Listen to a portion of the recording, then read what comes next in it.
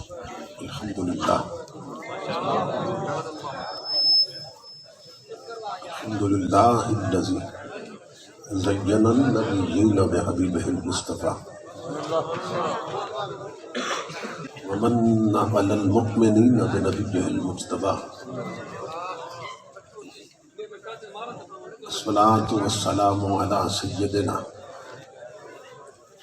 ومولانا محمد خیر الورا وعلى آلہ واصحابہ المتأدبین بالتقویٰ اما بعد اعوذ باللہ السمیع العلیم من الشیطان اللعین الرجیم بسم اللہ الرحمن الرحیم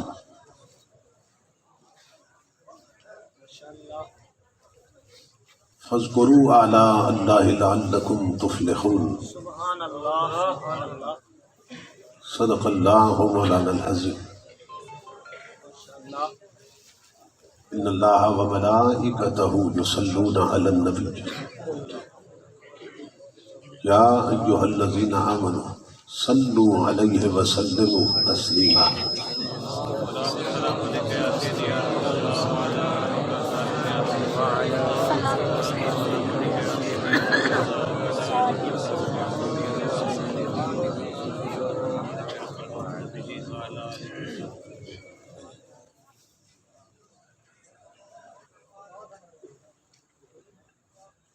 آئے کے سب احترام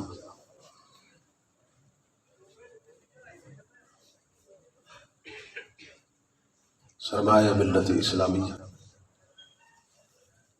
یادگار اسلاف محترم المقام حضرت علامہ صاحبزادہ احسان الحق بندیالوی صاحب دامت برکاتہ العالیہ،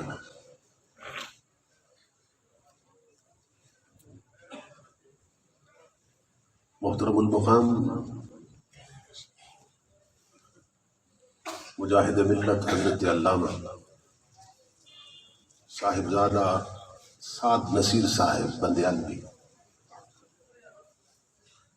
دامت برکاتہ القدسیہ،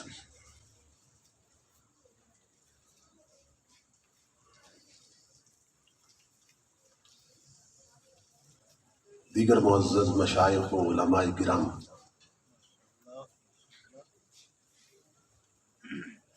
اور محترم میاں محمد منیر صاحب،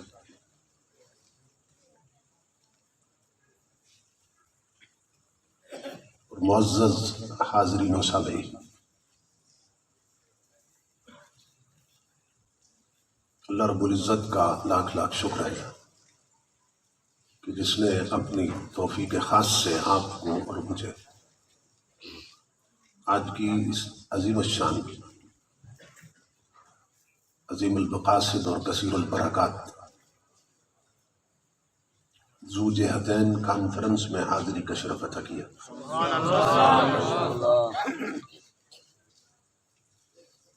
اور اپنا اور اپنے محبوب مکرم صلی اللہ تعالی علیہ وسلم کا ذکر پاک اور پیغام عظیم سننے اور سنانے کی توفیق عطا فرمائی۔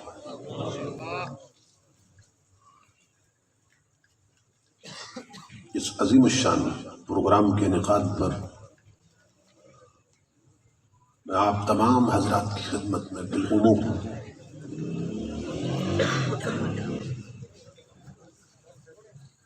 برادر محترم حضرت علامہ قاری سعید احمد صاحب، محترم قاری فضل الرحمن صاحب،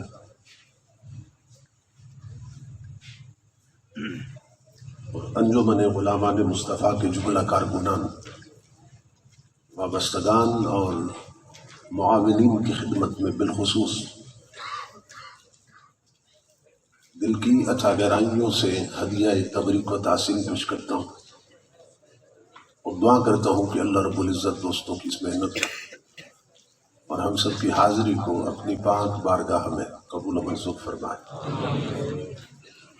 اور آج کی اس نشست کو ہماری اعتقادی، فکری اور عملی تربیت کے اعتبار سے نتیجہ خیز اور بامقصد بنائے۔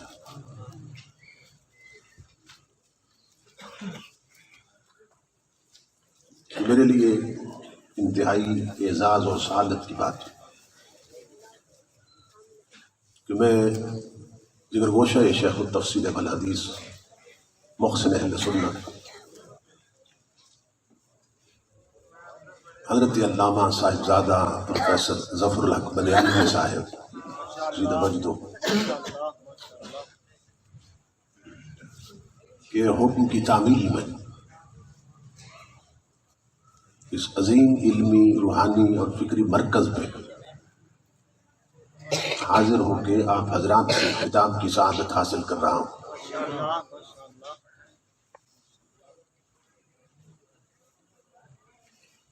اس عظیم گھرانے کے جو اہل اسلام پہ عظیم احسانات ہیں وہ اسلامی تاریخ کا ایک حصہ ہے۔ اللہ رب العزت ان شخصیات کا سایہ تادیر ہمارے سروں پہ قائم رکھے اور اس گھرانے کے علمی اور فکری اور روحانی فیضان سے ہماری آنے والی نسلوں کو بھی قیامت تک مستفیض ہونے کی توفیق عطا فرمائے۔ میں اپنے برادر عزیز پیکر اخلاص حاجی احمد صاحب کا شکر گزار ہوں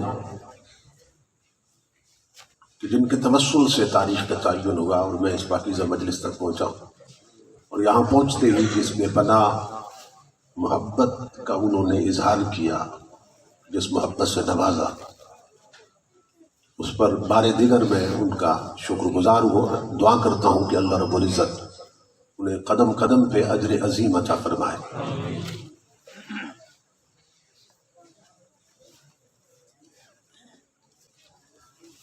مجوزہ عنوان پر گفتگو کے لیے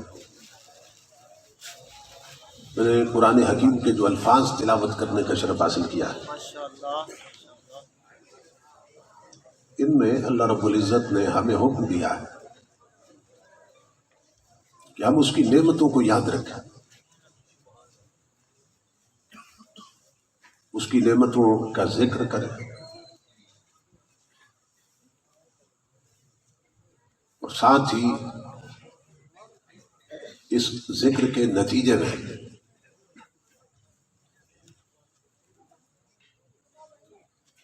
جو چیز سامنے آتی ہے اس کو اللہ رب العزت نے بیان کیا۔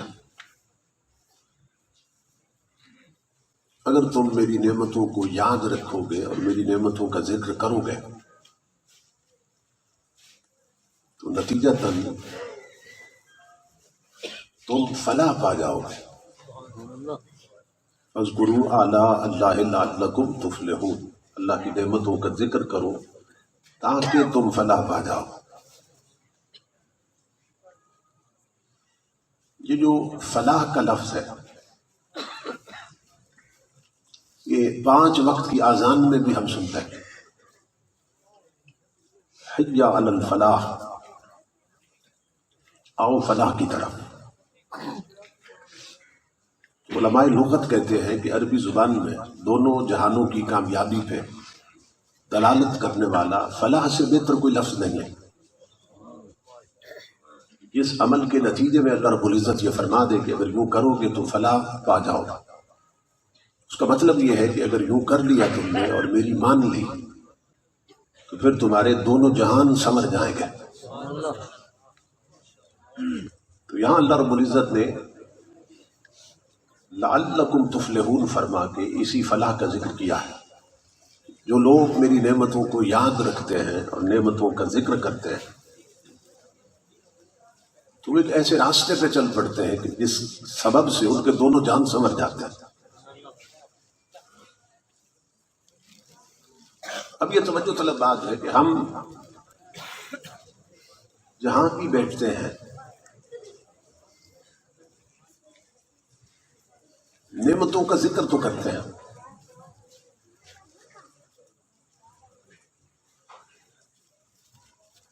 تو کیا اس آیت کی تعمیل میں کرتے ہیں؟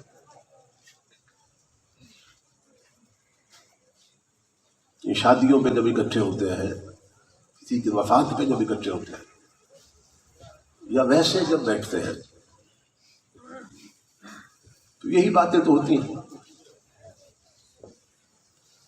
میرے پاس زمین کتنی ہے، پلاٹ کتنے ہیں، کار کون سی ہے، کپڑے کہاں سے خریدتا ہوں، کہاں سے سلواتا ہوں،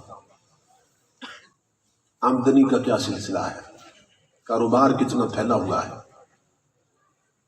بنگلے اور کوٹھیاں کتنی ہیں. تو یہی باتیں تو ہوتی رہتی ہیں.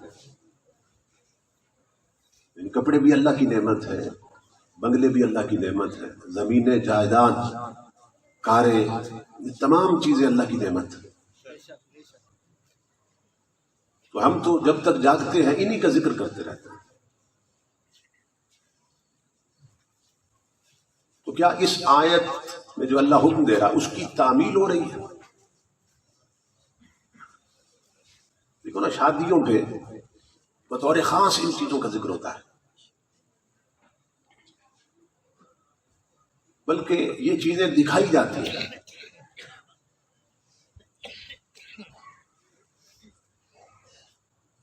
پہلے تو یہ ہوتا تھا کہ ایک ہی سوچ میں شادی کے 3 دن گزر سکتے تھے. اب یہ ہے کہ جو رسم مہندی ہے اس کے لیے کپڑے الگ ہیں، بارات پہ جانا ہے تو الگ ہے، ولیمے کے لیے الگ ہے. جیسے عورتوں کے ویسے ہی مردوں کے.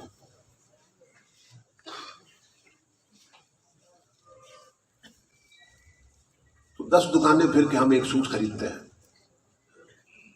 تو یہ شادی پہ پہننا ہے. اور پھر ذکر کریں گے کہ کتنا مہنگا سوٹ ہم نے پہن رکھا ہے. کپڑے اللہ کی نعمت ہے تو ذکر ہو رہا ہے. عورتیں اپنے کپڑوں اور زیورات کا اظہار کرتی ہیں شادیوں پہ. اور صرف شادیوں پہ نہیں ہوتا، مرنے پہ بھی ہوتا ہے.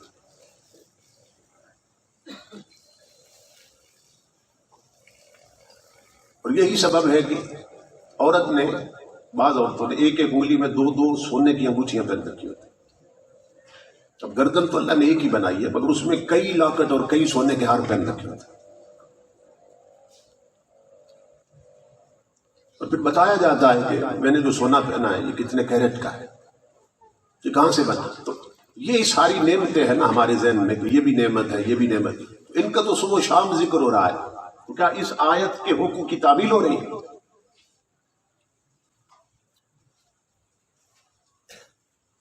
اللہ رب العزت جو فرما رہا ہے میری نعمتوں کا ذکر کیا کرو.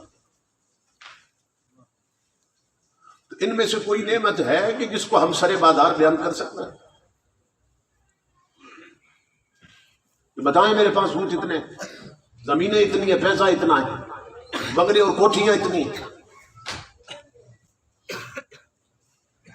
کوئی ایک شے ایسی نہیں ہے کہ جس کا ہم سرے بازار ذکر کر سکیں. پھر مطلب کیا ہے؟ اور ہم سرے بازار بھی کرتے ہیں، شادیوں پہ کرتے ہیں، مرنے پہ کرتے ہیں. تو صوفیاء نے نا صرف ایک نقطے میں بات سمجھا دی کہ ہم یہ ذکر تو کرتے ہیں نعمتوں کا، مگر نیت ٹھیک نہیں ہوتی. جو انٹینشن ہے وہ ٹھیک نہیں ہوتی. اگر نیت درست ہو جائے تو پھر اس آیت میں جو حکم ہے اس کی تعمیل ہو جائے گی. ذکر تو کرتے ہیں مگر فخرن کرتے ہیں، تمام چیزوں کا ذکر کرتے ہیں مگر فخرن کرتے ہیں.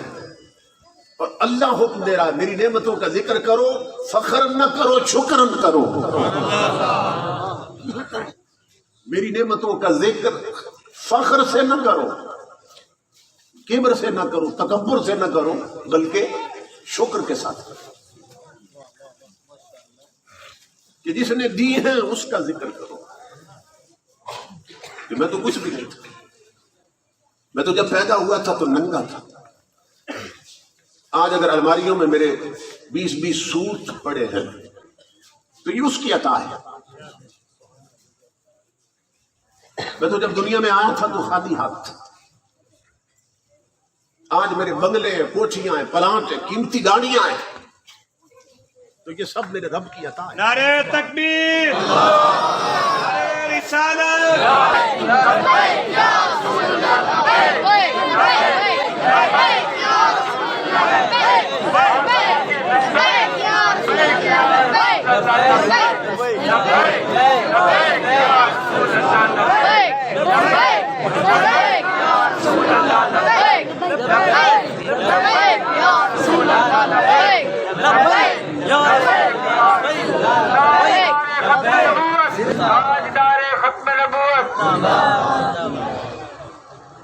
العزت نے فرمایا کہ میری نعمتوں کا ذکر کرو مگر فخرن نہ کرو، شکرن کرو.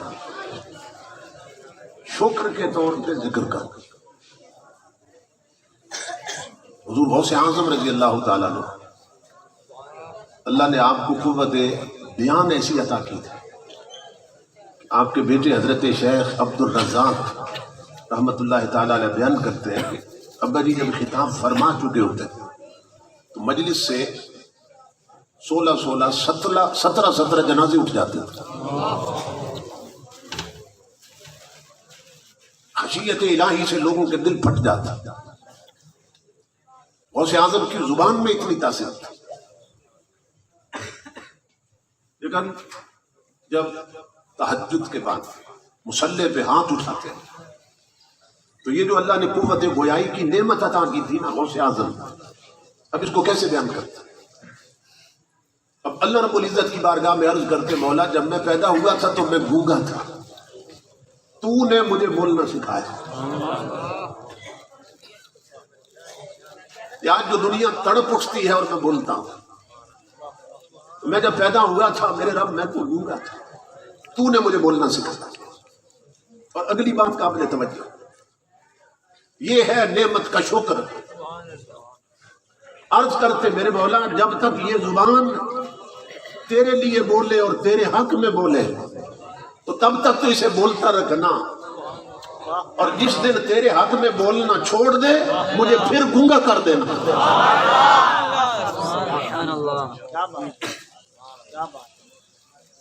اس لیے کہ نعمت کا شکر ہی یہ ہے کہ جس نے عطا کی ہے نا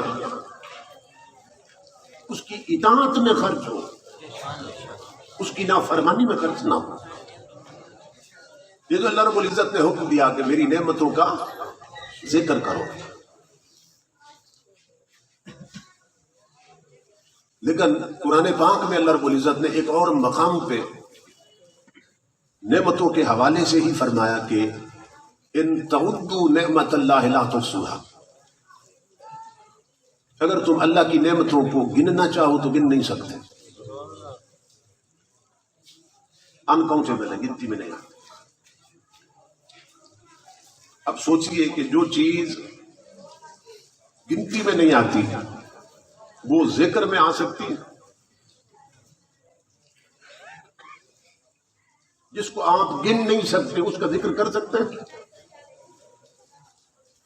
ایک طرف اللہ رب العزت فرما رہا ہے میری نعمتیں گنتی سے باہر ہیں، دوسری طرف حکم دے رہا ہے جو گنتی سے باہر ہیں ان کا ذکر کرو.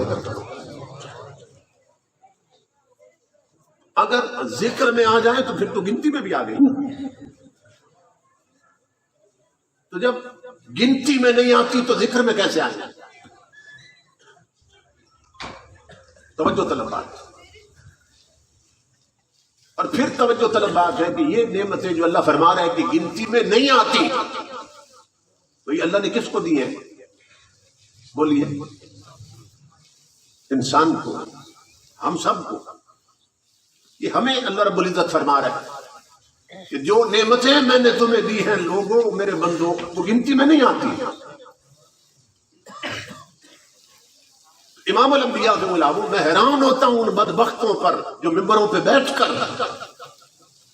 تاجدار کائنات پر عطا جو ہے اللہ کی عطائیں ان کو گننے لگ جاتے ہیں اور تولنے لگ جاتے ہیں اور کہتے ہیں اللہ نے محبوب کو یہ دیا تھا اور یہ نہیں دیا تھا. اتنا دیا تھا اور اتنا نہیں دیا تھا. اللہ آواز دیتا ہے او حیا کر ظالم، اور یار کے صدقے میں جتنا تجھے دیا وہ گنتی میں نہیں آتا. جو خود حبیب کو دیا اسے کون گن سکتا ہے؟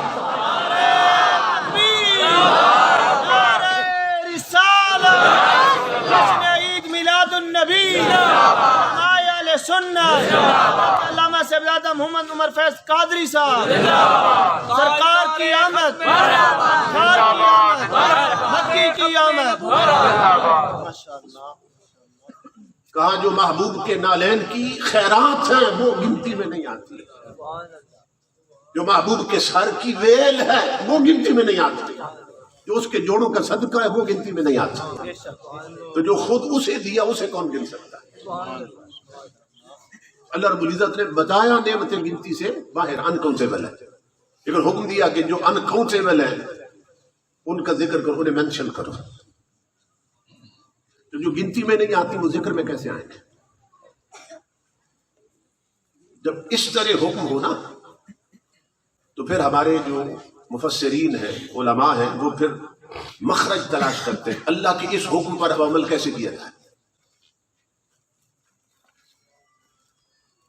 اللہ رب العزت نے یہ حکم تو دے دیا، اس کی نعمتوں کا ذکر کیا جائے اور بتایا کہ نعمتیں گنتی میں نہیں آتی. اب ذکر کیسے کریں جو گنتی میں نہیں آتی؟ یہ بالکل ایسی بات ہے کہ جیسے قرآن حکیم میں ہے کہ وَعَمَلُوا آلَ داؤد شُکْرًا. اللہ رب العزت نے فرمایا اے آل داؤد میرا شکر ادا کرو، اے داؤد اور آل داؤد میرا شکر ادا کرو. جب اللہ نے یہ حکم بھیجا حضرت داؤد علیہ السلام پر، آپ نا رو رو کے بے ہوش ہو گئے. جب کچھ دیر کے بعد ہوش میں آئے تو اللہ رب العزت نے فرمایا داؤد میں نے حکم دیا تھا کہ میری نعمتوں کا شکر ادا کرو، آپ اتنا ڈر کیوں گئے؟ داؤد علیہ السلام نے عرض کی مولا میں ڈر اس لیے گیا کہ تو نے ناممکن کام کا حکم دے دیا.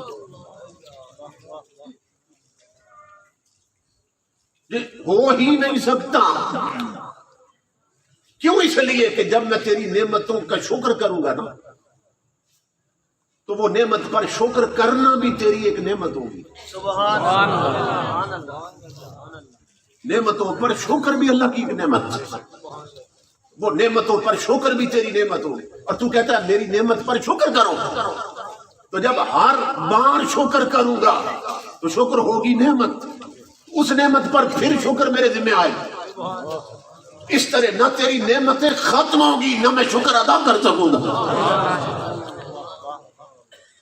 اس کی کوئی صورت نظر نہیں آتی، مگر قربان گئے اس کی رحمتوں کے. اللہ رب العزت نے پیغام دیا میرے داؤد یہ جو تو نے اعتراف کر لیا نا، یہ جو تو مان گیا کہ میرا شکر ادا نہیں ہو سکتا، یہی تو میرا شکر ہے.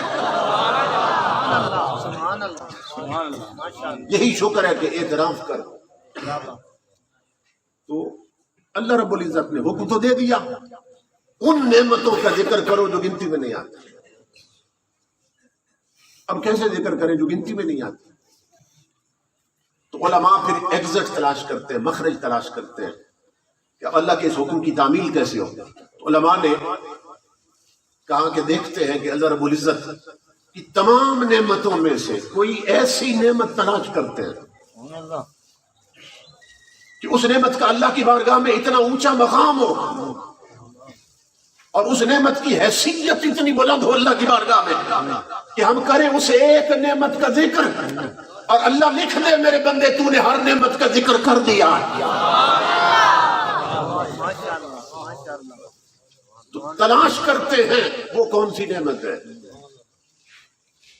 تو ایسی نعمت تلاش کرنی ہے جو ان تمام نعمتوں کے ذکر کا بدل بن جائے، جس کا ذکر ان تمام نعمتوں کے ذکر کا بدل بن جائے. نعمتیں تلاش کرنی ہے. تو جب سوچنے لگ گئے نا کہ وہ بڑی نعمت کون سی ہے، ایک بڑی نعمت ذہن میں آئی. وہ کیا ہے؟ ہمارا اپنا وجود. دیکھو نا کپڑے نعمت، مگر ہم ہیں تو کپڑے پہنتے ہیں نا. تو ہمارا وجود اتنی بڑی نعمت ہے کہ جس کے سبب سے یہ نعمت ہم تک پہنچ رہی ہے. کھانے کی جتنی چیزیں ہیں نعمت ہے، پینے کی جتنی چیزیں ہیں نعمت ہے، استعمال کی جتنی چیزیں نعمت ہے. مگر ہمارا وجود ہے، ہم ہیں تو وہ نعمت استعمال کر رہے ہیں. تو ہمارا اپنا وجود اتنی بڑی نعمت ہے کہ اس کے سبب سے سب نعمتیں ہمیں مل رہی ہیں. اتنا بڑا سبب جو اتنی نعمتوں کے حصول کے لیے بنا وہ کیا ہے؟ ہمارا اپنا وجود. ہم ہیں تو نعمتیں مل رہی ہیں. اب بات یہاں تک پہنچ گئی کہ ہمارے اپنے جسم کے سبب سے نعمتیں مل رہی ہیں. اب یہ دیکھنا ہے یہ جسم کس کے سبب سے ہے.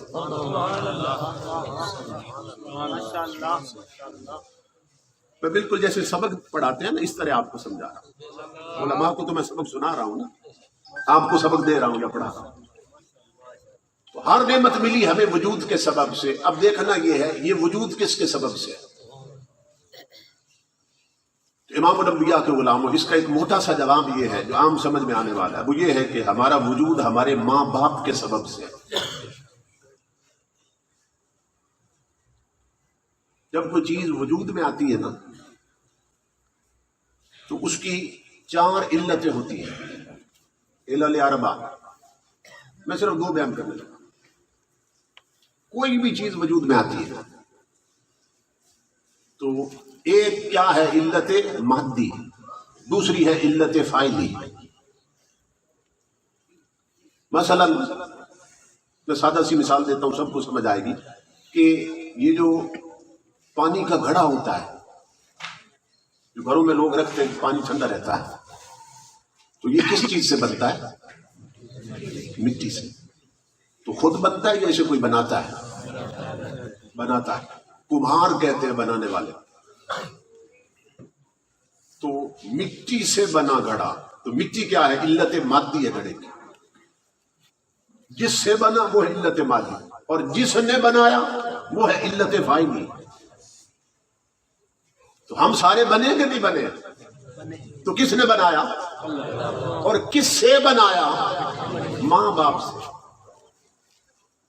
ہمیں ماں باپ سے بنایا اللہ رب العزت.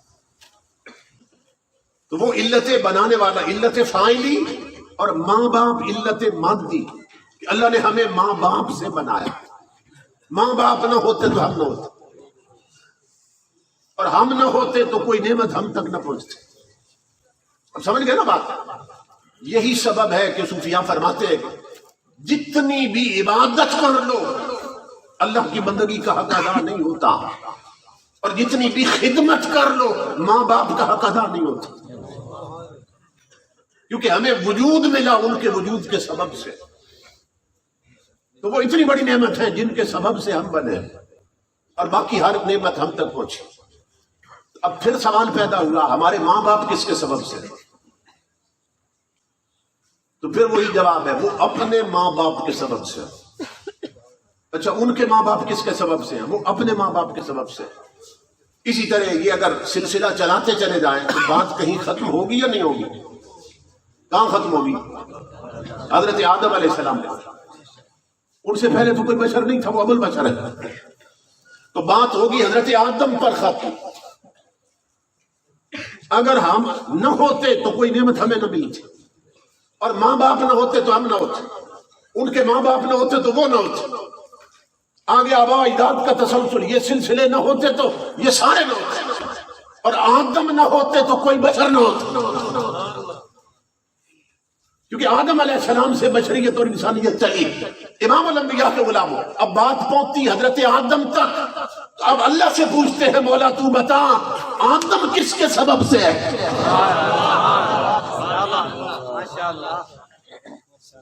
خود آدم کس کے سبب سے ہے؟ تو حدیث قدسی ہے، اللہ رب العزت فرما رہا لولا محمد لما خلقت آدم، اگر میرا مصطفیٰ نہ ہوتا تو آدم کو بھی وجود عطا نہ کرتا.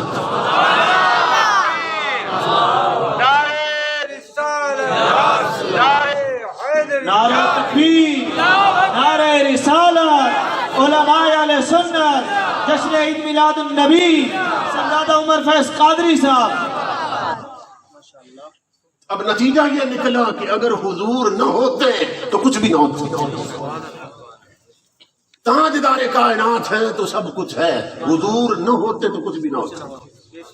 اور یہ اصولی بات ہے کہ ہم سب بنے، پوری کائنات بنی حضور کے سبب سے، اور امام الانبیاء کے غلاموں ہر نعمت بنی حضور کے سبب سے. تو جس کے سبب سے شے بنتی ہے نا، اسی کے سبب سے بچتی بھی ہے.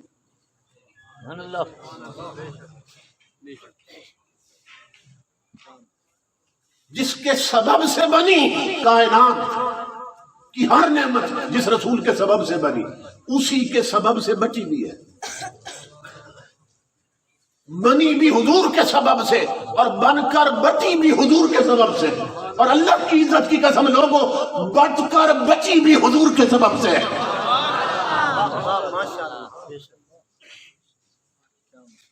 نعمتیں بنی بھی حضور کے سبب سے اور بچی یعنی تقسیم بھی حضور کے سبب سے ہوئی، اور بچ کر پھر بچی بھی حضور کے سبب سے. اگر تاجدار کائنات نہ ہوتے تو کچھ بھی نہ ہوتا. اس لیے علماء نے یہ مخرج تلاش کیا اور انہوں نے کہا کہ اگر امام الانبیاء کا ذکر کر لو، آقا اتنی بڑی نعمت ہیں جو آل ان ون ہیں کہ تمام نعمتیں اس نعمت کے اندر ہیں. اگر حضور کا ذکر کر لیا جائے تو امام الانبیاء کے غلاموں ایسے سمجھو کہ ہر نعمت کا ذکر ہوگا. سبحان اللہ. ہر نعمت کا ذکر ہوگا. اب اس پر ایک دلیل دوں. دلیل یہ ہے کہ حضور کا ذکر، اس کی بلندی کیا ہے؟ اللہ رب العزت فرماتا ہے من ذکرک ذکرنی.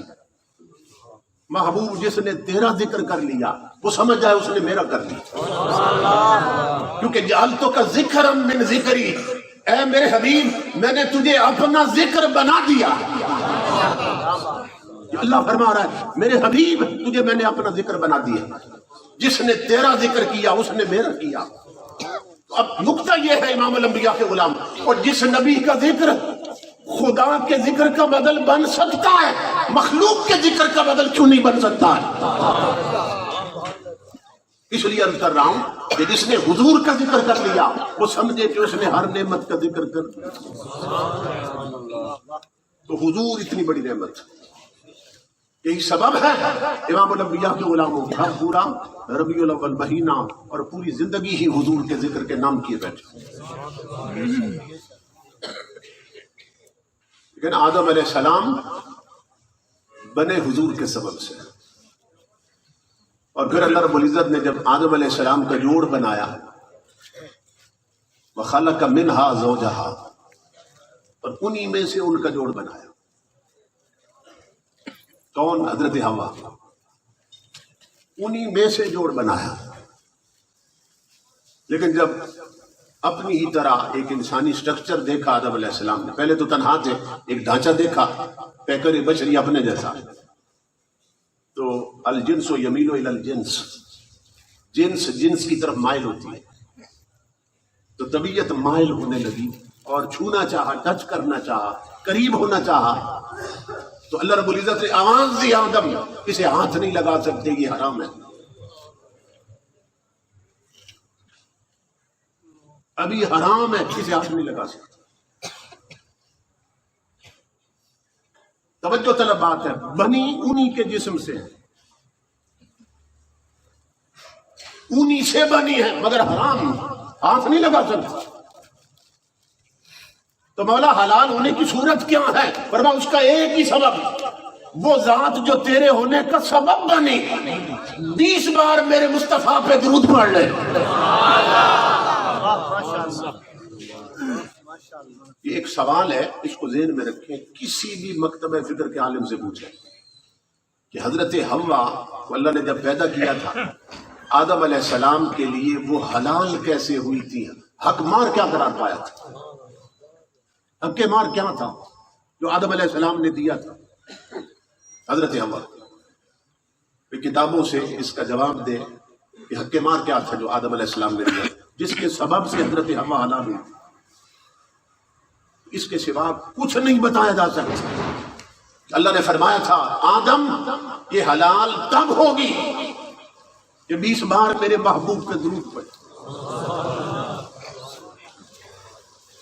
میرے ابا جی رحمت اللہ علیہ فرمایا کرتے تھے بھئی اب جو بندہ درود سے پریشان ہوتا ہے نا، مجھے اس کے آدمی ہونے میں شک ہونے لگتا ہے کہ یہ آدم علیہ السلام کی اولاد ہے یا نہیں ہے. یہ کہیں ڈارون کے نظریے تو نہیں آ گیا کہ اگر آدم علیہ السلام کی نسل ہو تو پھر درود سے کیسے پریشان ہو سکتی ہے؟ اس لیے کہ آگے ان کی نسل چلی ہی درود کے صدقے سے. 20 بار درود پڑھا حضرت آدم نے حضرت صلی اللہ علیہ وسلم پر، حضرت حوا حلال ہو گئی. اچھا توجہ طلب بات ہے کہ یہ جو ماں ہوتا ہے نا، یہ ٹوٹلی طور پہ عورت کا حق ہوتا ہے. یہ مرد جو دیتا ہے جس کو حق مار کہتے ہیں، یہ کلی طور پہ عورت کا حق ہوتا ہے. وہ قبول کرے یا معاف کر دے، اس کا حق ہے نا. تو توجہ طلب بات یہ ہے کہ یہاں جس کا حق تھا اسے کیا ملا؟ دیکھو نا، آدم علیہ السلام نے درود بھیجا، درود پہنچا حضور کی طرف. درود کے صدقے میں آدم علیہ السلام کو حضرت حوا مل گئی، مگر درود کس کو ملا؟ تمہارے میرے نبی کو. درود ملا حضور کو، درود کے بدلے میں حوا ملی حضرت آدم کو، اور جس کا حق تھا اس حوا کو کیا ملا؟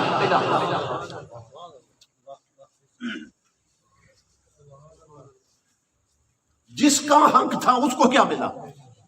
بات پہلے بڑھ رہی. تو صوفیہ فرماتے ہیں اللہ رب العزت سب کا حق دے رہا ہے. کیسے؟ درود ملا مصطفیٰ کو، درود کے صدقے میں حوا ملی آدم کو، اور بدلے میں حوا کو نور مصطفیٰ ملا ہے.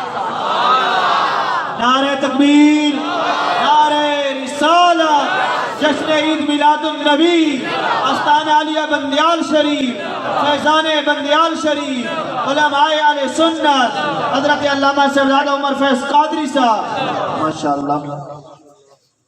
اس لیے میں عرض کر رہا ہوں امام الانبیاء کے غلام، تمام نعمتیں بنی بھی حضور کے سبب سے ہیں، بچی بھی حضور کے سبب سے، اور بٹ کر بچی بھی حضور کے سبب سے.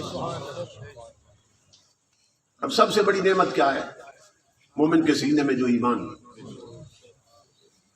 ایمان سب سے بڑی نعمت. ایک حدیث پاک ہے، نبی اکرم صلی اللہ علیہ وآلہ وسلم فرماتے ہیں اذا اذن الرجل خرج منه الایمان، کہ جب کوئی بندہ بدکاری کرتا ہے، زنا کرتا ہے، بدکاری کرتا ہے، تو حضور فرماتے ہیں کہ اس سے ایمان نکل جاتا ہے.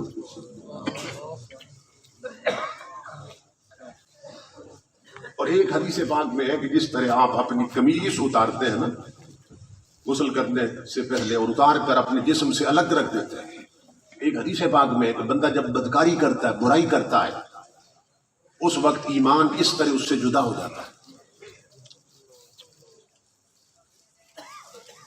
سوال یہ ہے کہ بدکاری تو صرف کافر تو نہیں کرتے، آج مسلمانوں کی اکثریت اس میں مبتلا ہے. لیکن مسلمان جو بدکاری کرتے ہیں تو کیا اللہ اور اس کے رسول کا انکار کر کے بدکاری کرتے ہیں؟ کیا فرشتوں کا، کتابوں کا انکار کرتے ہیں اور پھر بدکاری کرتے ہیں؟ ایمان مجمل اور مفصل میں جو چیزیں آتی ہیں، اللہ کو ماننا، اس کے فرشتوں کو ماننا، رسولوں کو ماننا، کتابوں کو ماننا، اچھی بری تقدیر کو ماننا، تو جو مسلمان بدکاری کرتے ہیں، جن چیزوں کو مان کر کوئی مومن بنتا ہے، ان میں سے کسی چیز کا انکار کر کے کرتے ہیں بدکاری. تو سوال یہ ہے جب کسی چیز کا منکر نہیں بنا، ایمان نکلا کیوں؟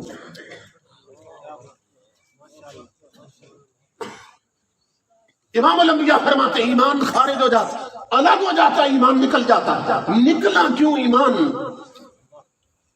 جب رب کو مانتا ہے، نبیوں کو مانتا ہے، کتابوں کو مانتا ہے، فرشتوں کو، اچھی بری تقدیر اور پھر جی اٹھنے کو مانتا ہے. جن چیزوں کو مان لے تو کافر مسلمان ہوتا ہے.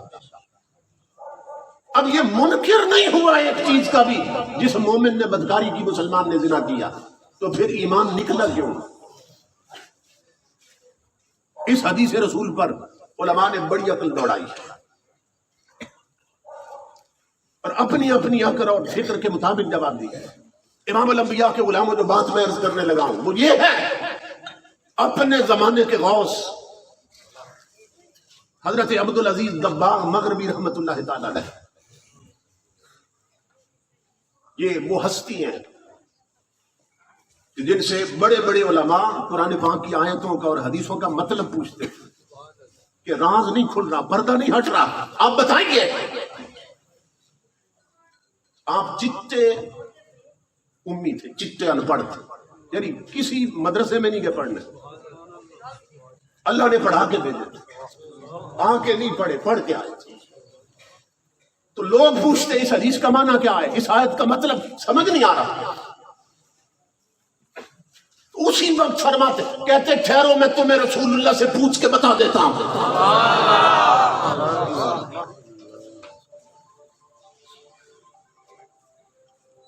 اور لوگ ان کے سامنے قرآن پاک بھی رکھتے اور ساتھ جو تفسیر لکھی ہوتی عربی حاشیہ وہ بھی رکھتے، اور حاشیے میں حدیثیں بھی ہوتی ہیں۔ کسی مدرسے کا منہ نہیں دیکھا، الف بے نہیں پڑھی کہیں، مگر ہاتھ رکھ کے بتا دیتے یہ قرآن ہے اور یہ حدیث ہے،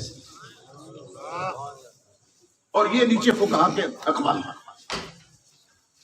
تو لوگ حیران ہوتے ہیں آپ نے الف بے نہیں پڑھی، کیسے پتا چلتا ہے یہاں یہ قرآن ہے اور یہ حدیث رسول ہے، آپ کو کیسے پتا چلتا ہے؟ آپ فرمایا کرتے اللہ کی عزت کی قسم، قرآن جب نظر آتا ہے نا اس کے حرف، اس میں مجھے جلوہ خدا نظر آتا ہے، حدیثوں میں جلوہ مصطفیٰ نظر آتا ہے۔ اتنی بڑی ہستی کی بات آپ کو بتانے لگا، اپنے زمانے کے غوث ہیں۔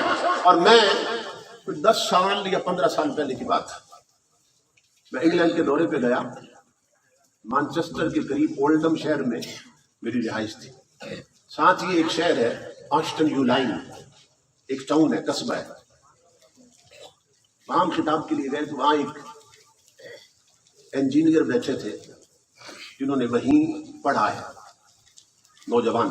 انہوں نے کہا کہ اگر ہمارے گھر میں آپ چائے پی لیں، بعد میں ٹائم ہو تھوڑی گپ شپ ہو جائے گی اور کچھ تبرکات میں آپ کو دکھاؤں گا۔ تو خیر ہم وہاں پہنچے تو انہوں نے بتایا کہ یہ جو حضرت شیخ عبدالعزیز دباغ مغربی رحمت اللہ تعالی، انجینئر صاحب بتانے لگے کہ صوفیاء کے ساتھ نا مجھے طبعاً محبت ہے اور تصوف میرے ذوق کے ساتھ بہت میچ کرتا ہے، تو میں یہ ذوق رکھتا ہوں تصوف اور صوفیاء کا۔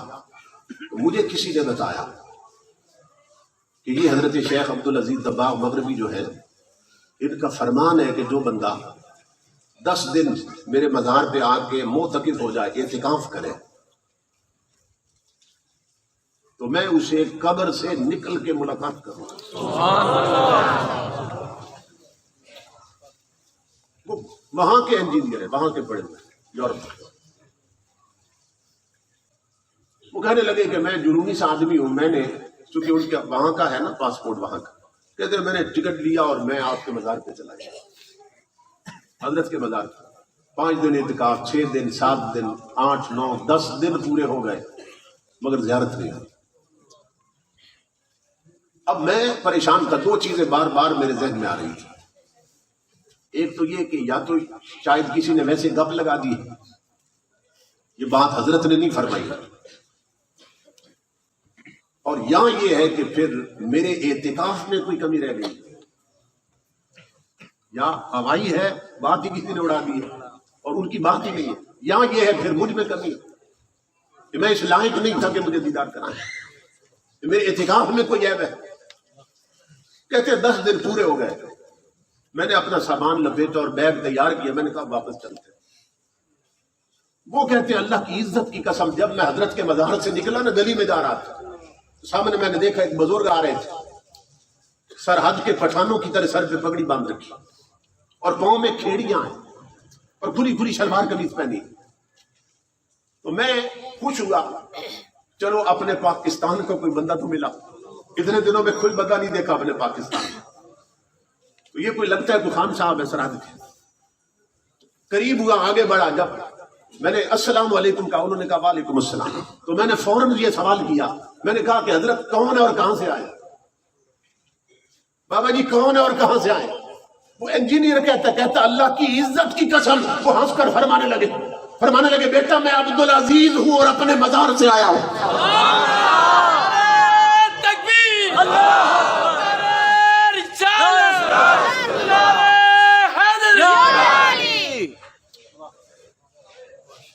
اقبال نے کہا ہے فنا کیسی بقا کیسی جب اس کے آشنا ٹھہرے. جو اللہ کے شناساں ہیں، جو رب کے ولی ہیں، رب جب فنا کیسی بقا کیسی جب اس کے آشنا ٹھہرے. کبھی اس گھر میں آ نکلے، کبھی اس گھر میں جا ٹھہرے. اقبال کہتا ہے death does not exist, it is life that is the predominant reality, not death. Iqbal کہتا ہے قلندر لاہوری کہ موت کا حقیقت میں کوئی وجود نہیں ہے، یہ اللہ کا عمل ہے جو اترتا ہے. اقبال کہتا ہے میری آنکھیں دیکھتی ہیں کہ قبر کے باہر بھی زندگی تھی، قبر کے اندر بھی زندگی ہے. فرق صرف اتنا تھا، چراغ پہلے باہر جلتا تھا، اب چراغ اندر جلتا ہے. اس کی روشنی میں کوئی فرق نہیں آیا، پہلے باہر جلتا تھا، اندر جلتا. تو وہ انجینئر کہتے ہیں کہ ہم فرمانے لگے بیٹا عبدالعزیز ہوں اور اپنی قبر سے آیا ہوں. یہ وہ ہستی ہیں جن کا میں آپ کو نقطہ سمجھانے لگا ہوں. آپ سے پوچھا علماء نے کہ امام الانبیاء فرماتے ہیں جب کوئی بدکاری کرتا ہے ایمان نکل جاتا ہے. بہت سے مسلمان ملوث ہوتے ہیں اس کبیرہ گناہ میں، لیکن اللہ اور رسول اور فرشتوں کا انکار کر کے تو نہیں کرتے. تو جن چیزوں کو مان کر کوئی مومن بنتا ہے وہ ہر چیز مان رہے ہوتے ہیں، پھر ایمان کیوں نکل جاتا ہے؟ تو یہ ہستی فرما رہے ہیں حضرت عبدالعزیز، فرمایا اللہ کی عزت کی قسم اس کا سبب یہ ہے کہ جب کوئی بدکاری کرتا ہے تاجدار کائنات اپنی نگاہ اس سے ہٹا لیتے ہیں، کیونکہ ہر مومن حضور کی نظروں میں رہتا ہے اور یہ سینے میں ایمان اس لیے ٹکا رہتا ہے کہ ہر مومن پر مصطفیٰ کی نگاہ رہتی ہے. اور جب کوئی بدکاری کرتا ہے امام الانبیاء اپنی نظریں ہٹا لیتے ہیں، اس لیے ایمان نکل جاتا ہے. بات سمجھ آئی آپ؟ تو میں عرض کر رہا ہوں کہ ہم بنے بھی حضور کے صدقے میں، ہر نعمت بنی بھی حضور کے صدقے میں، اور بن کر بچی بھی حضور کے صدقے میں، اور بچ کر پھر بچتی بھی حضور کے صدقے میں.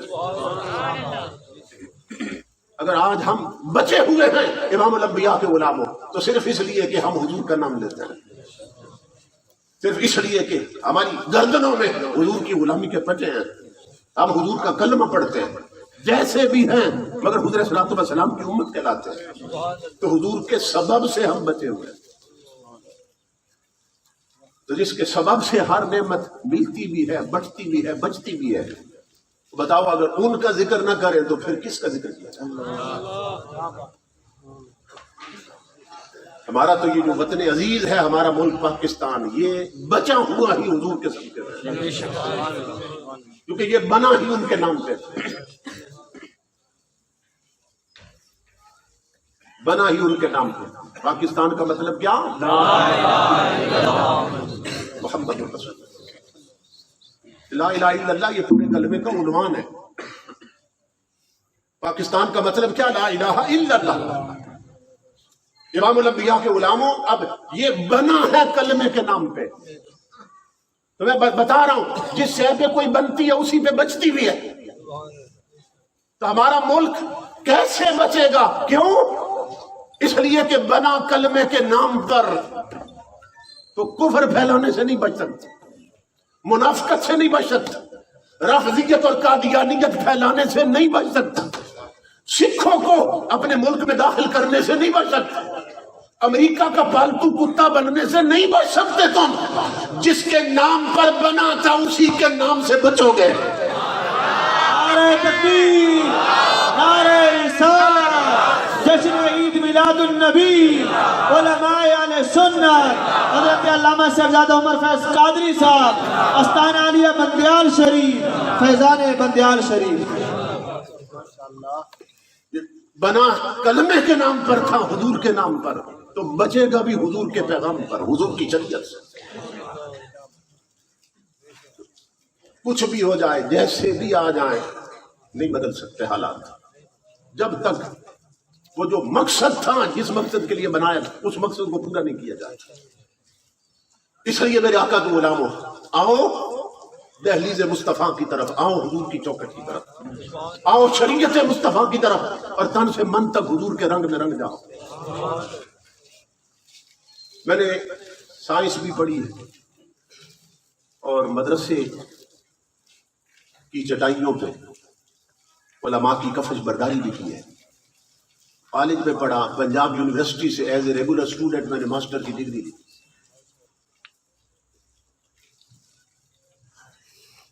یورپ 16 سال تک اس کے مختلف شہروں ملکوں میں خطاب ہوتے رہے. تو میں یہ علی وجہ البصیرت کہہ رہا ہوں. آج ہمارے جو نئی نسل ہے نا، ینگسٹر ہیں اور یوتھ، نوجوان، وہ یہ سمجھتے ہیں کہ اگر ہم اسلام کے پیچھے چلے تو ہم بیکورڈ ہو جائیں گے، پسماندہ ہو جائیں گے، کیونکہ ملا کی دوڑ ہے مسجد تک. یہ محاورہ ہے، ملا کی دوڑ مسجد تک. اب یہ ہم پہ پھبتی کسی جاتی ہے نا، ملا کی دوڑ مسجد تک. یہ ہم پہ تو یہ پھبتی کستے ہیں نا دنیا دار لوگ. اور قیامت کے دن اللہ کی عزت کی قسم، اگر اللہ کے سامنے بھی انہوں نے کہہ دیا نا، اور کہیں گے وہاں، تو ان کا یہ کہنا یہ ہماری بخشش کا سبب بن جائے کہ مولا پوچھ ان دنیا والوں سے، یہ ہمارا نام ہی رکھا تھا انہوں نے ملا کی دوڑ مسجد تک. غیر بھی مانتے تھے کہ ہماری دوڑ تیری مسجد تک، اور ہم اس سے نکلنا بھی نہیں چاہتے. تو وہ احمق ہے، نادان ہے، جو سمجھتے ہیں کہ اگر شریعت اپنا لی، حضور کا دین اپنا لیا، یا علماء کے پیچھے چلے تو ہم بیکورڈ ہو جائیں، پسماندہ رہ جائیں. سائنٹیفک ریس میں، ڈسکوریز میں دنیا بڑی آگے نکل چکی ہے.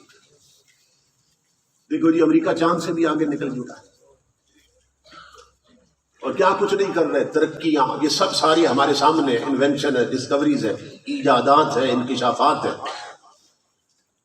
تو اس لیے وہ کہتے ہیں سائنس پڑھو، دنیا کی تعلیم حاصل کرو. یہ ملا کی دوڑ تو مسجد تھا، انہیں کیا خبر. امام الانبیاء کے غلاموں، میں اللہ کی عزت کی قسم اٹھا کے کہہ رہا ہوں، سائنس بھی پڑھی، سائنسدانوں کو پڑھا، ان کی تھیریز پڑھی، تاجدار کائنات کی شریعت بھی پڑھی. میں یہ دعوے سے کہہ رہا ہوں اور آگے دلیلوں سے ثابت کر سکتا ہوں کہ یہ سائنس کے کلائمیکس کا دور ہے. اس وقت سائنس اپنے عروج اور کمال پہ ہے، اپنی انتہا پہ پہنچی ہوئی ہے سائنس. اسی لیے ہمارے بچے اس نے چھین لیے، کیونکہ ان کے سینے میں قرآن نہیں تھا، شریعت کی تعلیم نہیں تھی ان کے پاس. وہ مرعوب ہو گئے اس کی چکا دور دیکھ کر. مگر میں دعویٰ کر رہا ہوں کہ آج اس ترقی کے دور کے باوجود جس مقام پر سائنس کی انتہا ہوتی ہے، وہاں سے نالین مصطفیٰ کی ابتدا ہوتی ہے.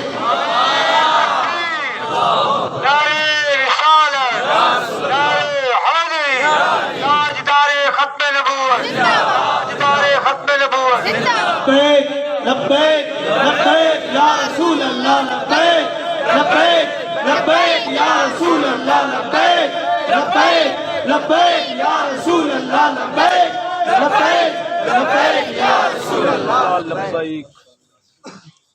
میں زیادہ مثالیں نہیں دوں، ایک حدیث پاک امام الانبیاء فرماتے ہیں، اذا ولغ الکلب فی اناء احدکم، کہ جب تمہارے کسی کے برتن میں کتا منہ ڈال دے، برتن کو ناپاک کر دے کتا منہ ڈال دے، امام الانبیاء فرماتے ہیں کہ اس کو 3 بار یا بے اختلاف روایت 7 بار مٹی سے مانج کے دھو لو، وہ پاک اور صاف ہو جاتا. کیونکہ کتا جب کوئی چیز کھاتا ہے نا کسی برتن میں، پھر اس کو چاٹتا بھی ہے، زبان بھی مارتا ہے، زبان لگاتا ہے، پھر اس کے جراثیم بڑے خطرناک ہوتے ہیں. تو جرمن کا ایک اورینٹلسٹ مستشرق ڈاکٹر، اس نے کہیں سے حضور کی یہ حدیث پڑھی کہ مسلمانوں کا نبی فرماتا ہے کہ اگر کتا کسی برتن میں منہ ڈال لے اور ناپاک کر دے تو پھر اس کو مٹی سے مانج لو اور دھو دو تو پاک اور صاف ہو جاتا ہے۔ اس نے کہا میں ایکسپیریمنٹ کروں گا، تجربہ کروں گا کہ کیا مسلمانوں کے نبی نے سچ فرمایا کتے کے جراثیم بہت خطرناک ہوتے ہیں۔ اس نے ایک برتن میں نہ کتے کو کھانا کھلایا، کھانا کھلانے کے بعد اس نے مائکروسکوپ کے ساتھ خوردبین جو ہوتی اس کے ساتھ دیکھا تو پلیٹ پر کتے کے بے شمار جراثیم پھر رہے تھے۔ موجودہ دور کے جتنے صابن بنے ہیں، پاؤڈر بنے برتن دھونے والے، اس نے وہ سارے منگوا کے رکھے ہوئے تھے۔ ایک ایک پاؤڈر سے وہ برتن کو دھوتا ہے، پھر جب خوردبین سے دیکھتا ہے تو جراثیم موجود تھا، صابن سے دھویا جراثیم موجود تھا۔ وہ کہتا ہے آخر میں نے محمد عربی کی حدیث پہ عمل کیا، دور نہیں گیا، اپنے ہی ویڑے سے سین سے میں نے مٹی لی ہے اور پلیٹ میں ڈال کر اسے مانجا، میں نے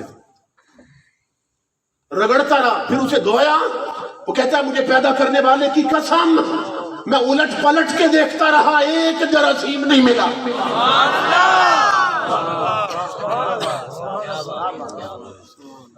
اس کی عقل چکرا گئی۔ وہ کہتا ہے میں نے پڑھا تھا امام الانبیاء کی سیرت میں کہ حضور امی تھے، وہ کسی سکول پڑھنے نہیں گئے، انہوں نے کسی کالج کا منہ نہیں دیکھا، تو مسلمانوں کے نبی نے کس بنیاد پر یہ بتا دیا کہ مٹی سے مانج لو تو کتے کے جراثیم ختم ہو جاتے ہیں اور برتن صاف ہو جاتا ہے؟ مسلمانوں کے نبی نے یہ کیسے فرما دیا؟ اس پر کہتا ہے میری عقل چکرا گئی۔ میں نے کہا اب مٹی کو لیبارٹری میں لے کے نہ ٹیسٹ کروں گا، اس کا انالیسس کروں گا، مٹی نے جراثیم کیوں مار دیے۔ وہ کہتا ہے جب مٹی کا انالیسس کیا، تجزیہ کیا، رپورٹ آئی لیبارٹری سے، اس میں لکھا تھا کہ ہر مٹی میں نوشادر کے اجزاء چھپے ہوئے ہوتے ہیں، کہ پھٹکڑی اور نوشادر یہ ہمارے دیہاتوں میں بھی عام گھروں میں پڑی ہوتی ہے۔ کہتا ہے ہر مٹی میں نوشادر کے اجزاء چھپے ہوتے ہیں، یہ رپورٹ آئی، اور پھر اس نے ان اجزاء کا انالیسس کیا۔ وہ کہتا ہے پھر نتیجہ یہ نکلا کہ وہ نوشادر کے اجزاء ہی کتے کے جراثیم مار سکتے ہیں۔ اس پر وہ اٹھا اور کہنے لگا مسلمانوں کے نبی تیرے علم کو سلام، تیری فکر کو سلام، تیرے علم کی وسعت اور باریک بینی کو سلام، کہ آج صدیوں کی تحقیق کے بعد امریکہ اور جرمنی کے سائنسدان اس مقام کو نہیں پا سکے جس مقام پر تو نے اپنے بلال کو کھڑا کر رکھا تھا۔ آج امریکہ اور جرمنی کے ڈاکٹر نہیں جانتے کتے کے جراثیم کیسے مارنے، مگر تیرا بلال جانتا تھا جراثیم کیسے مارنے۔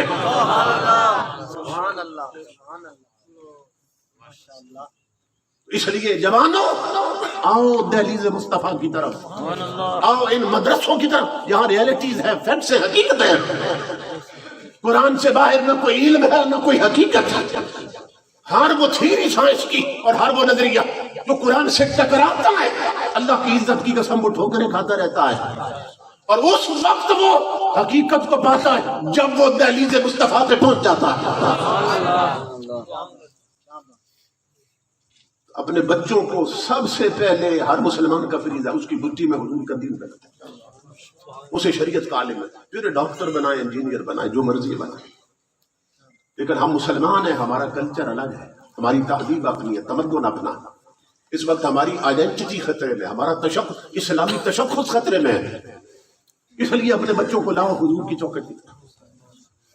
اور پھر تم تصور نہیں کر سکتے اگر بچے شریعت بھی پڑھ جائیں اور پھر دنیاوی تعلیم سائنس وغیرہ یہ بھی پڑھ جائیں، پھر تمہارے بچے کفر کے لیے دو دھاری تلوار بن جائے گا، دونوں طرف دھار ہوگی، اس کفر جس طرف سے آئے گا کٹ جائے گا۔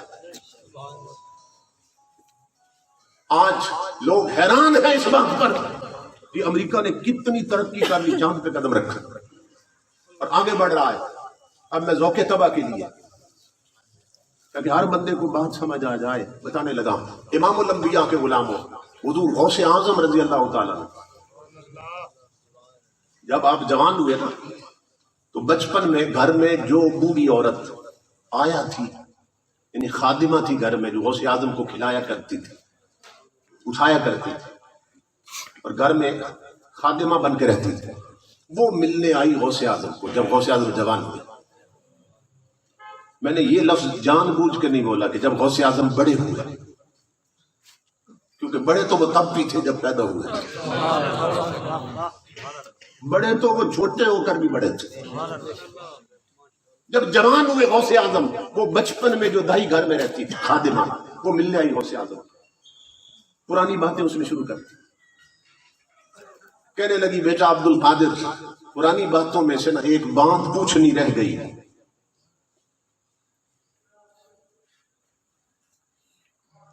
بچپن کی ایک بات ہے پوچھنی رہ گئی تھی وہ آج پوچھنے لگی ہوں میرے بیٹا مجھے بتاؤ وہ کیا تھا. آپ نے فرمایا اماں پوچھو. وہ کہنے لگی بیٹا ایک دن آپ بچوں کے ساتھ آنکھ مچولی کھیلے تھے. یہ چھپنا چھپنا کھیلتے ہیں ہائیڈ اینڈ سیک. آپ کے علاقے میں اس کو کیا کہتے ہیں چھپن چھپ. بچے چھپ جاتے ہیں ایک بچے کی باری ہوتی ہے پھر ڈھونڈتا ہے اسے. تو وہ دائی پوچھنے لگی خادمہ غوث اعظم سے کہ بیٹا بچپن میں آپ ایک دفعہ نا بچوں کے ساتھ چھپن چھوٹ کھیلے تھے آنکھ مچولی کھیلے تھے. بیٹا عجیب بات ہے بچے جہاں بھی چھپتے تھے آپ ڈھونڈتے سیدھے سر پہ پہنچ جاتے آپ سے کوئی نہیں چھپ سکتا. پھر آپ نے فرمایا تھا کہ اب میں چھپتا ہوں مجھے ڈھونڈ رہا. بچپن کی بات چھیڑ دی اب میں چھپتا ہوں مجھے ڈھونڈ رہا.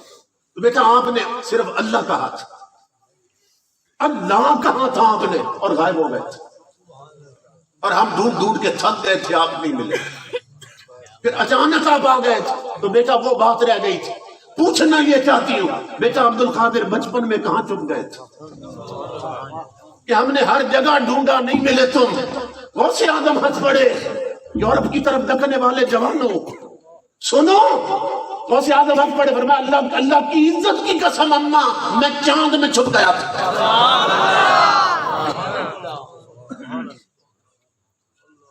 آج ہماری نئی نسل یہ سمجھتی ہے کہ امریکہ نے بڑی ترقی کر لی یورپ اور روس نے ترقی کر لی چاند تک کیا پہنچے اور تو اپنی تاریخ نہیں پڑھتا.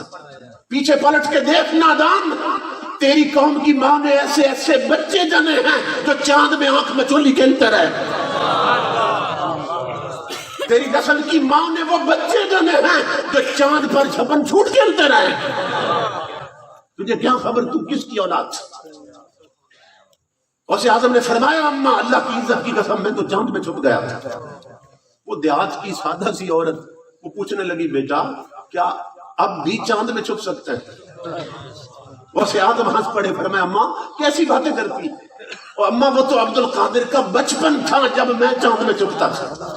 اماں بات بڑی آگے نکل چکی. کہا وہ کیا بیٹا. کہا اماں اللہ کی عزت کی قسم کبھی میں چاند میں چھپتا تھا اب ہزاروں چاند عبد القادر میں چھپے رہتے ہیں. نعرہ تکبیر نعرہ رسالت جشن عید میلاد النبی حضرت علامہ سردار عمر فیض قادری صاحب فیضان اولیاء شان عظمت مصطفیٰ. آپ کے خلیفہ کہتے ہیں شیخ ابو مسعود کہتے ہیں مکان شیخنا الشیخ عبد القادر رضی اللہ تعالیٰ عنہ کانا یمشی فی الہوائے علی رؤوس الاشہاد فی مجلس ہی. کہتے 70,000 کا مجمع لگا تھا. غوث اعظم ممبر پہ خطاب کر رہے تھے اچانک جوش میں آئے ممبر نیچے رہ گئے آپ ہوا میں چلے گئے اور فرمایا واللہ ما تطلع الشمس حتی تسلم علیہ. یہ جو بی بی کو بتایا تھا نا بات بڑی آگے نکل گئی. اب 70,000 کے مجمع میں ممبر پر اعلان کر رہے ہیں سنو لوگوں اللہ کی عزت کی قسم سورج اس وقت تک طلوع نہیں ہوتا جب تک پہلے مجھے سلامی نہیں دیتا. میں اماں اب بات بڑی آگے نکل چکی. اب ہزاروں چاند عبد القادر میں چھپے رہتے ہیں. وہ کون سی چاند گاڑی تھی جس پر وہ اتنے دور چلے جاتے. وہ کون سی طاقت تھی وہ کون سا اپالو تھا جس پر ان ماؤں کے بچے چاند میں آنکھ مچولی کھیلنے جاتے. یہ صرف غوث اعظم کی بات نہیں ہے، امام الانبیاء کے غلام ہونا، مولائے روم مولانا روم، مولانا جلال الدین رومی رحمت اللہ علیہ، چھوٹے سے بچے تھے ان بچوں کی طرح، گھر سے نکلے باہر گراؤنڈ تھا تو دیکھا کہ بچے کھیل رہے تھے، اور کھیل کیا کر رہے تھے؟ جمپ لگا رہے تھے، اور مقابلہ ہو رہا تھا کہ زیادہ اونچا کون جاتا ہے، جمپ اونچا جمپ کون لگاتا ہے، اونچا کون جاتا ہے۔ اب یہ بھی بچے ہیں تو جا کے پوچھا ساتھیوں کیا کر رہے ہیں، او دوستو کیا کر رہے ہیں؟ انہوں نے کہا رومی دیکھ نہیں رہے ہو، جمپ کا مقابلہ ہو رہا ہے کہ زیادہ اونچا کون جاتا ہے۔ رومی ہنس پڑے، فرمایا اگر جمپ بھی لگانا ہے نا حضور کے غلام ہو تو ذرا ٹھیک کر کے لگاؤ۔ انہوں نے کہا پورا زور تو لگا رہے ہیں، اور کیا ٹھیک کر کے لگا۔ مولانا روم فرمانے لگے یہ بھی بچے ہیں، فرمایا آقا کے غلام ہو، وہ جمپ ہی لگانا ہے کم از کم اتنا لگاؤ پہلے آسمان تک تو جاؤ نا، اتنا تو جمپ لگاؤ کم از کم، حضور کے غلام پہلے آسمان تک جاؤ۔ بچے ہنس پڑے، کہا رومی کیسی الٹی باتیں کرتا، کبھی اتنے اونچے بھی جمپ لگتا ہے، ہم سے نہیں لگتا، رومی تو لگا، اگر تو اسے لگتا ہمیں جو مشورے دیتا تو لگا نا۔ آپ نے فرمایا پھر میں جمپ لگانے لگا، مصطفیٰ پہ درود پڑھا رومی میں، 6-7 سال کی عمر ہے، اتنا اونچے چلے گئے آنکھوں سے غائب ہو گئے، رومی اتنا اوپر چلے گئے آنکھوں سے غائب ہو گئے۔ بچے ڈر کے گھر دوڑے، حضرت رومی کی والدہ کے پاس گئے، گھر والوں کے پاس، کہا اماں پتہ نہیں رومی کو کوئی جن اٹھا کے لے گیا، کوئی بھوت لے گیا تیرے بیٹے کو، اچانک اوپر گیا غائب ہو گیا۔ ماں دوڑتی آئی، جب گراؤنڈ میں تو آگے رومی بیٹھے نا حضور پہ درود پڑھ رہے، ماں نے سینے لگایا، ماتھا چوما، رومی تو کدھر چلا گیا تھا؟ بچے کہتے تو غائب ہو گیا تھا۔ کہا اماں میں آیا تھا گراؤنڈ میں، بچے جمپ لگا رہے تھے، میں نے کہا حضور کے غلام ادھر ٹھیک کر کے لگا، پہلے آسمان تک تو جاؤ نا۔ ماں نے ماتھا چوما، رومی پھر کیا ہوا؟ کہا اماں یہ کہتے لگے ہم سے نہیں لگتا تو لگا، اماں پھر میں نے لگایا، تو بیٹا پھر کیا ہوا؟ کہا ماں تیرے مقدس پلائے ہوئے دودھ کی قسم ہے، جب تیرے بیٹے نے جمپ لیا ہے پہلا آسمان نیچے رہ گیا تھا، میں آگے نکل گیا تھا۔ تکبیر،